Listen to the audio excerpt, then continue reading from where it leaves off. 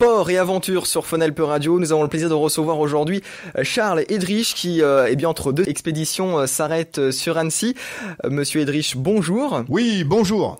Comment allez-vous ? Je suis en pleine forme, donc je reviens de l'Atacama, donc je suis arrivé il y a un mois, et je suis en pleine forme. Alors, Monsieur Edrich, est-ce que vous pouvez vous présenter en quelques mots à nos auditeurs ? Quelques mots, c'est compliqué, parce que quand on voit votre palmarès, y a de quoi dire.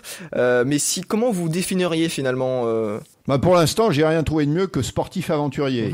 Parce que je suis sur le terrain, évidemment, de l'aventure, des expéditions, mais j'aime bien aussi participer à des compétitions outdoor type Ironman, Ultra Trail du Mont Blanc ou Pierre-à-Manta. Et maintenant, je suis sur tous les terrains du monde, donc aussi bien montagne, mer, désert et pôle, évidemment, pôle Antarctique, pôle Nord. Donc voilà. Donc et quand je démarre, il y a un peu plus de 10 ans, j'affiche une passion et une motivation que j'exprime clairement, c'est-à-dire tout faire pour évoluer au plus haut niveau mondial sur le terrain de l'aventure. Vous avez commencé justement il y a 10 ans, vous venez de nous le dire.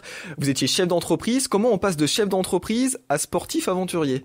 Alors, en fait, c'est pas du tout... j'ai démarré à 45 ans. Donc, c'est pas du tout quelque chose qui m'a pris comme ça, donc sur le tard. C'est quelque chose dont je rêvais depuis l'âge de 20 ans. Passionné de compétition, de sport. Bon, très vite, j'ai vu qu'il n'était pas question de pouvoir rêver à une médaille olympique en descente ski alpin ou au Tour de France à vélo. Et après, par contre, dès que j'ai touché à des sports où l'aspect endurance, rusticité et motivation étaient des éléments très importants, là, j'ai vu que j'avais peut-être une possibilité pour faire quelque chose. Mais après, donc évidemment, il y avait l'aspect argent qui était très, très important. Et j'étais incapable de convaincre qui que ce soit. Les sponsors, etc. Donc j'ai attendu d'avoir créé une entreprise, de l'avoir développée, de l'avoir introduite en bourse. Donc du coup, j'ai eu un petit peu d'argent. Et pendant 6-7 ans, j'ai mené toutes mes aventures, toutes mes expéditions, sans aucune communication et en finançant tout moi-même. Et vous commencez en 2003 avec le Paris-Dakar, c'est ça, en moto ? En moto, oui. Donc aujourd'hui, le Paris-Dakar, il est relativement un petit peu critiqué, mais c'est un sport qui est... D'abord, c'est un sport pleine nature, même si c'est un sport mécanique. Et il y a une énorme dimension physique, beaucoup de pilotage. Et donc j'ai démarré, je roulais en voiture. Mais donc je roule beaucoup plus vite en voiture en rallye raid qu'en moto. D'accord. Mais pour qu'il y ait une cohérence dans tout ce que je fais, c'est-à-dire moi c'est vraiment la dimension physique qui m'intéresse. Donc je suis passé à la moto alors que j'avais jamais touché un Vous n'avez pas le permis moto ? J'avais même pas touché une mobilette ou un scooter de ma vie. Donc je passe mon permis en mars. Je fais tous les rallyes de Coupe du Monde de rallye raid. Et puis, 10 mois après, je termine le Dakar, 6e dans la catégorie 400. Félicitations, finalement, aventurier, c'est être prêt à tout, à toute situation. Oui, alors après, il faut quand même aller sur des terrains qui sont gérables par rapport à ses qualités physiques, au niveau de préparation qu'on peut avoir, à sa capacité pour maîtriser une technique sportive à un certain niveau, donc au temps qu'on peut avoir, à son âge, à l'argent qu'on peut arriver à rassembler. Parlons-en justement du terrain. Est-ce que l'ascension de l'Everest, c'est gérable ? 8848 mètres tout de même. Vous l'avez faite en 2006. Oui, alors bon, l'Everest, par rapport à d'autres choses que j'ai pu faire, c'est pas un exploit. Donc, exploit, ça dépend ce qu'on met derrière le terme exploit. Donc, mais vous allez voir où je veux en venir. Je dois être le 29e Français à monter au sommet. Donc, il y en a évidemment beaucoup d'autres avant moi. Maintenant, en même temps, ça reste une activité extrêmement engagée, extrêmement difficile et très, très dangereuse. Donc j'aime bien, quand on me dit oui, l'Everest, j'aime bien donner une statistique qui parle d'elle-même. Depuis la victoire d'Hillary et Tenzing au sommet, donc il y a eu, pour 10 personnes au sommet, il y a un mort. D'accord. Donc voilà, donc disons, ça le taux de mortalité est important. Prise de risque terrible, et qu'on soit très bon, qu'on soit moyen, et si on a peu de qualité... à la limite, c'est là où c'est le moins dangereux parce qu'on monte pas très haut. Donc, voilà. Sans parler de tous les accidents. Alors, donc, une activité qui reste extrêmement dangereuse. Charles Edrich, parmi tous vos records ou même vos ascensions, etc., est-ce qu'il y en a une qui vous a plus particulièrement marqué ? Est-ce qu'il y en a une où vraiment c'était un défi personnel, même si je pense qu'elles le sont toutes, mais une anecdote, quelque chose qui vous a vraiment marqué plus qu'une autre ? Alors, je dirais, je vais faire une réponse de Normand, si on peut dire oui et non. Non, si on les prend chacune en tant que telle. Par contre, celle qui me marque le plus, c'est d'avoir, quand je regarde un petit peu tout ce que j'ai fait depuis 12 ans, alors là, ma réponse est, je crois rêver. Parce que j'en ai fait plus que tout ce que je pouvais imaginer dans mes rêves les plus fous. Dans les miens aussi, je vous rassure. et même, je dirais même que j'ai du mal à réaliser.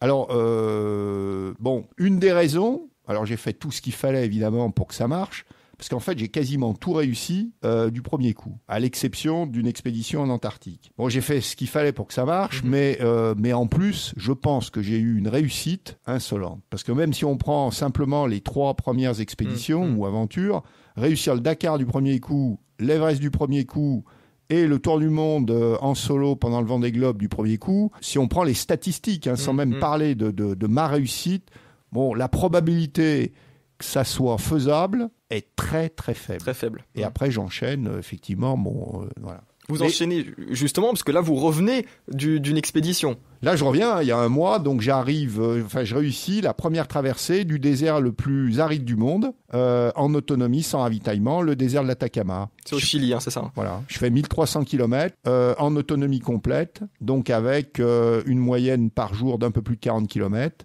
en traînant parfois un traîneau à plus de 150 kg. C'est avec la chaleur, avec j'imagine le manque d'eau, etc. C'est quand même bon, même si vous avez pris votre ravitaillement. Oui, par moment, à un moment j'avais précisément 77 litres d'eau avec moi. Donc. Ouais. Et qu'est-ce qu'on ressent quand on rentre en France ? Alors là, je vais faire une réponse qui est pas forcément très très poétique ni très romantique. Mais c'est ma nature, donc je peux que dire ce que je ressens. Donc je ressens, on va dire, un plaisir extraordinaire de réussir mon expédition, cette expédition en particulier, à laquelle je rêvais depuis pas mal de temps, où j'étais mobilisé sur cette expédition. En plus, la dimension physique a été très très importante. Mais à partir du moment où je franchis l'arrivée, donc je pense tout de suite à autre chose. Et là, vous me parlez de l'Atacama. Donc j'étais là-bas donc il y a encore un mois. J'avais perdu 13 kilos en 15 jours pour vous donner, dans un premier temps, donc pour vous donner un petit peu la dimension physique. Mais donc pour moi, elle est déjà dans ma mémoire classée au même titre que l'Everest qui date maintenant de quelques années. Vous maintenant mettez en condition pour la prochaine expédition, c'est ça ? Oui. Maintenant, c'est classé. Autres, non seulement la prochaine, mais toutes les autres derrière. Vous pensez déjà encore aux autres ? Ah bien sûr. Ça ne s'arrête jamais, c'est un peu ça. Mais j'en ai 44 à venir, dans les tiroirs. D'accord. Vous allez avoir le temps a priori de tout faire, ça devrait aller. La dernière, oui, j'ai même pas mal de temps pour me préparer, pour m'entraîner. Je vais tout faire pour battre le record de l'heure à vélo des plus de 100 ans. D'accord. Donc j'ai 43 ans pour me préparer. Bon courage. Et alors la prochaine expédition, là, on revient un peu plus proche de nous. Oui. C'est quand exactement ? Alors je repars cet été, fin juillet, pour boucler le passage du Nord-Ouest à la rame. Donc le passage du Nord-Ouest, ça permet de relier le Pacifique à l'Atlantique par l'extrême nord de l'Alaska et du Canada. Donc à la rame sur un tout petit bateau qui pèse 160 kilos. Mon bateau m'attend dans un village esquimau inuit. Pour l'instant, j'ai fait 5000 km et il me reste 1000 km pour aller au bout cet été. Dans des conditions, j'imagine, on l'imagine bien, qui sont quand même particulières. Alors là, c'est vraiment de la grande aventure. Les glaces qui sont plus ou moins présentes en fonction des saisons, le froid, les animaux de toutes les expéditions. Alors fantastique, extraordinaire. De toutes les expéditions que j'ai pu mener, je n'ai jamais été au contact d'aussi près de la faune. Alors, pour ce qui est du passage Nord-Ouest, des baleines. J'ai été soulevé, par exemple, l'an dernier par une baleine avec mon petit bateau. Donc là, on peut vraiment dire que j'étais très proche de la faune. Les ours blancs, alors là, c'est un peu moins rigolo parce que l'ours blanc est extrêmement dangereux. On considère même que c'est l'animal le plus dangereux au monde. Les orques, les belugas, les bœufs musqués, les oiseaux de toute nature, les oies blanches, extraordinaires. Et le fait que le bateau soit tout petit, parce que le passage du Nord-Ouest, je l'ai déjà fait à la voile. Mais à la voile, sur un voilier, les animaux sont probablement plus impressionnés et on est quand même moins en contact direct avec eux. Mais alors, on l'a dit, c'est dangereux. Est-ce que quand même vous avez un contact avec votre équipe pendant l'expédition ? Oui, donc aujourd'hui, le téléphone par satellite, Ouais. ça marche aussi bien qu'un portable partout dans le monde. Donc D'accord. notamment, j'ai un contact avec Michel Melnet, qui est mon routeur, parce que la météo est extrêmement importante à la rame, et donc je l'appelle une fois par jour. D'accord, pour un petit point météo, justement. Voilà. On espère vous suivre durant votre traversée, votre expédition. Charles, une autre date également à marquer, c'est l'année 2008, puisque vous avez fondé l'association Respectons la Terre. Comment s'est passée cette création et pourquoi ? Alors au départ, c'est quasiment une anecdote, on va dire. Quand je bats le record de la traversée de l'Atlantique à la rame, mon bateau n'avait pas de nom. Et les Anglais qui suivent tous les records à la rame, parce qu'ils adorent la rame, me disent il faut absolument donner un nom à ton bateau. Donc je dis tiens voilà, Respectons la Terre, c'est pas mal, c'est amusant sur un bateau, etc. Voilà. Donc je baptise. Et puis après, je me suis aperçu que tout type de public, c'était très facile de les sensibiliser au développement durable, au réchauffement de la Terre, à l'écologie en général, en les emmenant sur le terrain et en leur montrant ce qui se passe quand on est, par exemple, dans la banquise du pôle Nord, qu'ils font directement. Voilà, donc là, c'est quelque chose que j'arrive à faire partager très facilement à tout type de population. Alors, je peux donner un exemple pour illustrer ça. Quand je mène la première expédition sur un sommet himalayen, il y a maintenant 35 ans à peu près, personne se préoccupait de ces déchets.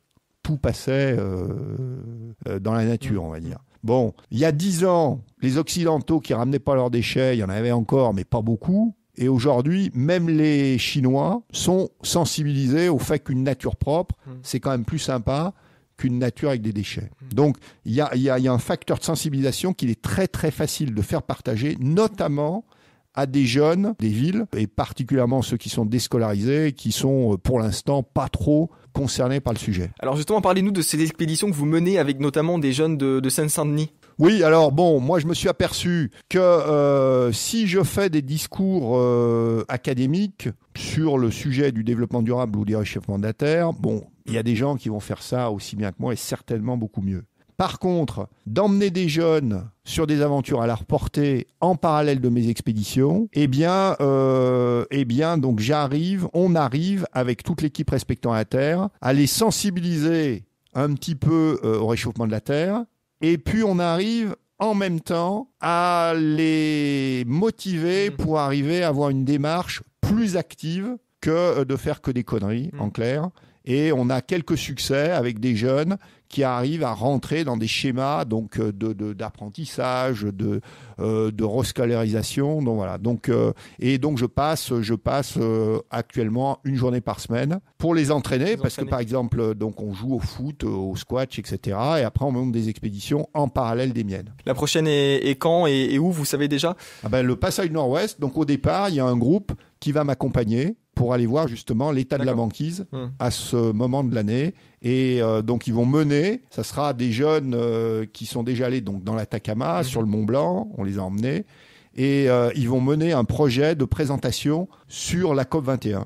Donc ils sont carrément dans le discours, dans le montage de l'opération COP21.